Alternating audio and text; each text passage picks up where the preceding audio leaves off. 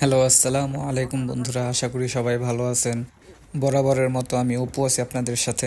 আবারও নতুন একটি রাইড নিয়ে চলে আসলাম শীতের সকালে। সো বন্ধুরা, ভিডিওটি দেখতে থাকুন, আশা করি আপনাদের ভালো লাগবে।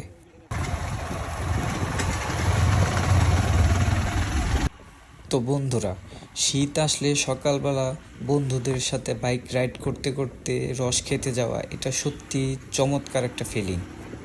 গ্রামের আঁকাবাঁকা মেঠো পথ দিয়ে যাওয়া আর কুয়াশা ভেজা রাস্তা, শীতের যেন একটা প্রপার ফিল। হ্যাঁ, আরেকটা জিনিস, রস খাওয়ার পর যদি আপনি চিতই পিঠা দিয়ে ঝাল শুটকির ভর্তা বা ধনেপাতা ভর্তা, আবার ক্ষীর অথবা পায়েস, তাতে আপনার শরীর মন দুইটাই চাঙ্গা হয়ে যাবে।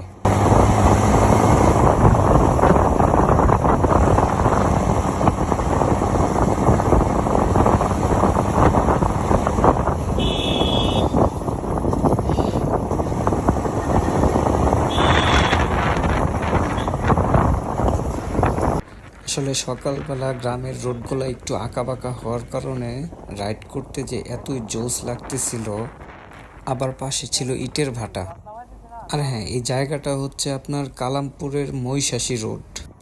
আর এইখানে আমরা প্রায় সময় চলে আসি ঘুরতে। এখানে একটা ভালো হালিমের দোকান আছে, আর আমরা এখানে হালিম খেতে চলে আসি। তো এটা নিয়ে অন্য কোনো একদিন ব্লগ করব। আর অবশ্যই আপনাদের দাওয়াত থাকবে এখানে আসার জন্য, কারণ আমার লাইফের সব থেকে বেস্ট হালিম মনে হয় ওইটাই।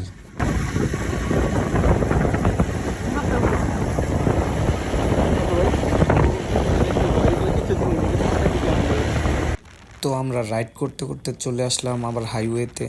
হাইওয়েতে আসার পর যেহেতু রোড একটু ফাঁকা, তাই আবার আমরা একটু টানাটানি করতেছিলাম।